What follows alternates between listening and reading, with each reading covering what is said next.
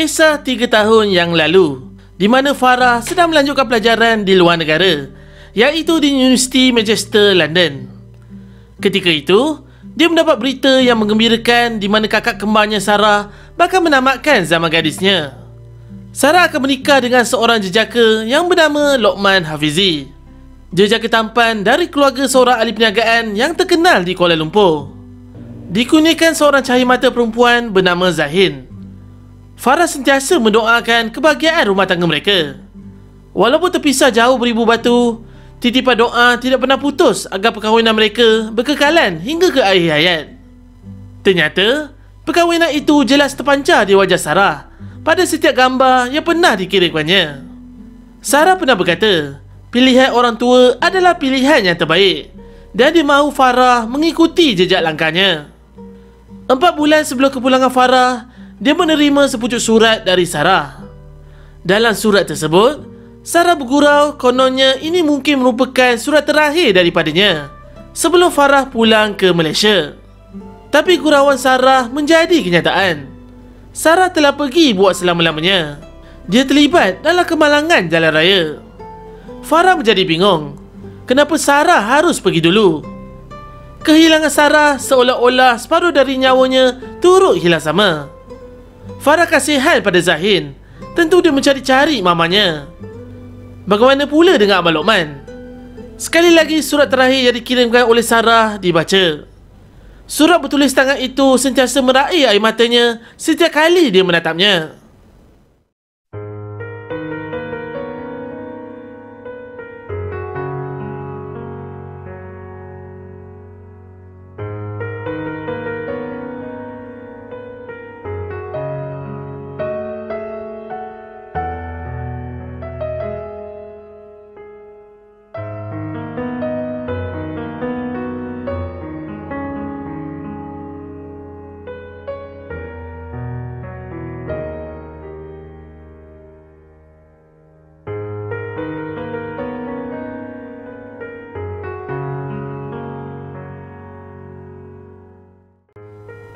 Itulah permintaan Sarah yang sering bermain di fikirannya.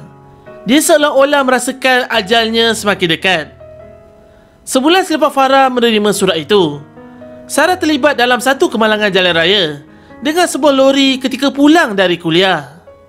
Kata Abah, Sarah gagal mengawal keretanya dan meninggal dunia dalam perjalanan ke hospital. Ketika itu, Farah sedang menghadapi final exam.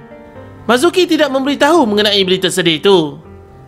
Sehari setelah peperiksaan tamat, Farah menerima berita itu melalui telegram. Abah tidak sanggup menyampaikan berita ini melalui telefon. Farah terkaku dan nyawanya bagaikan disentap dengan kematiannya.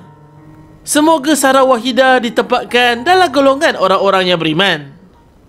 Setelah Farah sampai di KLIA, dia disambut oleh semua ahli keluarga dan saudara mara. Begitu juga Zahin, anak arwah Sarah. Zahin yang berusia 3 tahun itu terpinga-pinga dan memeluk Farah sepuas-puasnya. Nampaknya Zahin begitu rindukan mamanya. Waktu ini pula Lokman tidak munculkan diri dan tidak pasti kenapa. Farah, sudahlah tu. Jangan ingatkan lagi orang yang dah tak ada. Zahila memujuk anaknya. Janganlah bersedih lagi. Dah cukup banyak air mata dalam rumah ni. Mak tak mahu Farah balik dan menambahkan lagi kesedihan Abah, Mak dan Lokman. Abah dan Mak reda dengan pemergian Sarah. Kami cuma ada Farah seorang je. Kalau dulu masa Farah di UK, ada arwah Sarah. Hilang juga rindu kami pada Farah. Kini bila Farah balik, terubat juga rindu Abah dan Mak pada arwah Sarah. Terang emak baja lebar. Air mata Farah semakin laju mengalir di pipi. Dia tidak dapat menahan sebab yang sekian lama terpendam. Tapi Farah tak sempat nak jumpa dia. Kalau Lokman tengok Farah menangis macam ni, Farah akan menambahkan lagi kesedihan dia. Sejak arwah meninggal, siapa yang duduk rumah mereka kat Surbajaya tu? Abang Lokman kau lah. Siapa jaga Zahin? Mak dengan Abah. Dengan keadaan Lokman yang tidak mengizinkan, Zahila dan Mazuki mengambil keputusan menjaga Zahin sepenuh masa. Hanya waktu hujung minggu saja Lokman akan meluangkan masa bersama anaknya. Sedetik itu juga Farah mula terfikir balik mengenai permintaan terakhir arwah Sarah melalui surat yang ditulis sebelum ni. Adakah Farah sudah bersedia untuk memikul tanggungjawab itu?